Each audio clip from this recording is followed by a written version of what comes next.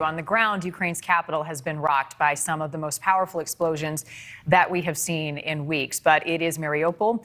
That's that port city that was under siege at the start of the war that Ukrainian officials believe is Russia's main target right now. It is in the eastern part of Ukraine, right where Russian forces are said to be planning their largest assault yet. Brian Clark is an expert in naval operations and electronic warfare. He's also a senior fellow at the Hudson Institute. Brian, always good to see you. I want to talk about the nuclear threat in just a moment because it's a big one. But let's focus just for a second on Mariupol and Russia's focus right now on capturing Mariupol. Obviously, it would allow forces to link up in that eastern region to capture the Donbass region. How soon before this major battle that we continue to hear about comes to a head? It seems like we've got about, within a week, next several days, you're going to see the final set of assaults on Mariupol. There's been a lot of holdouts in Mariupol, particularly at the steel factory there, where they've had some fortifications built up. And it's been a very valiant effort on the part of the Ukrainian defenders. But eventually the Russians are going to just rubblize as much of Mariupol as they need to in order to dominate the city.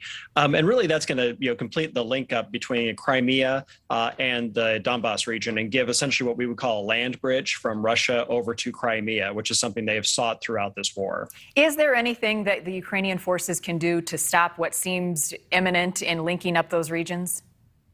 Not really. It seems like at this point, Russia was able to come from Crimea and come from the Donbass, encircle the area around Mariupol, and essentially close it off to the rest of Ukraine. So at this point, it's just a matter of continuing to squeeze them until they've succumbed. And so it's a battle of attrition at this point. And it seems like the Russians are willing to put whatever cost is necessary to achieve that victory. Brian, this nuclear threat is chilling and unsettling, to say the least, that Russia poses. Your reaction to what you just heard the CIA director say today, and also President Zelensky saying that the time is now to pay attention. This threat is real. It is. And, the Russian strategy of escalate to de-escalate has been part of their doctrine informally and formally for decades. So this is not a new idea. But up till now, we've really not thought of it as very credible because Russia seemed to be a pretty capable military that wouldn't put itself in the position of having to do this. But the Ukraine fight has shown them to be much less capable than we thought they were.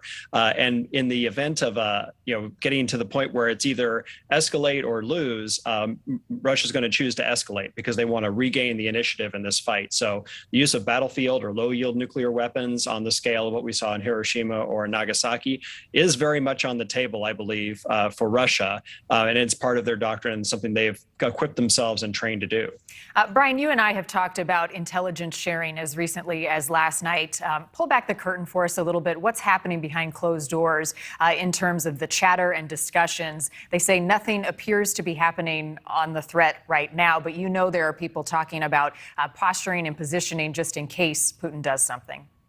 Right. So the U.S. is going to be watching very closely the posture of nuclear weapons from Russia towards Ukraine. So looking at where those systems are deployed, watching the deployment and movement of strategic Russian nuclear systems, which are probably not going to be involved in this, but will be used to back up any threats of nuclear intimidation. But it's mostly going to be in that local area where we're going to be watching very closely with all forms of intelligence. So not just visual and surface intelligence, but also using cyber exploitation to look at Russian command and control networks, see what the chatter is in there. Are they discussing movements and preparations of nuclear weapons? Do they see evidence of units that normally are associated with nuclear weapons being deployed to the front? Those are the kinds of indications and warning that the U.S. military is going to be looking for and hopefully sharing in real time with the Ukrainians. Russia's defense ministry has promised to step up the missile attacks on Kyiv following Ukraine's forces sinking that Russian flagship. What are you hearing from your sources about the threat on Kyiv right now? As I read earlier today, it seemed like people were out in the streets. Life was beginning in some parts to return to normal. It clearly is not time for that.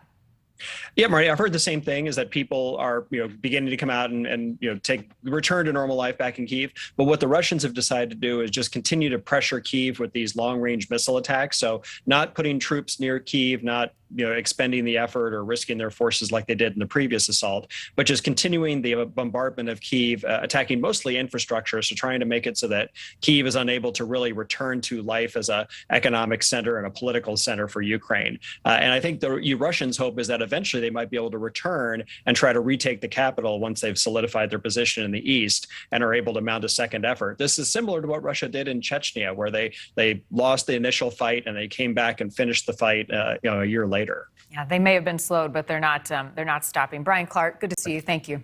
Thanks for watching. Click the red subscribe button below so you can get more of NewsNation's fact-driven, unbiased coverage.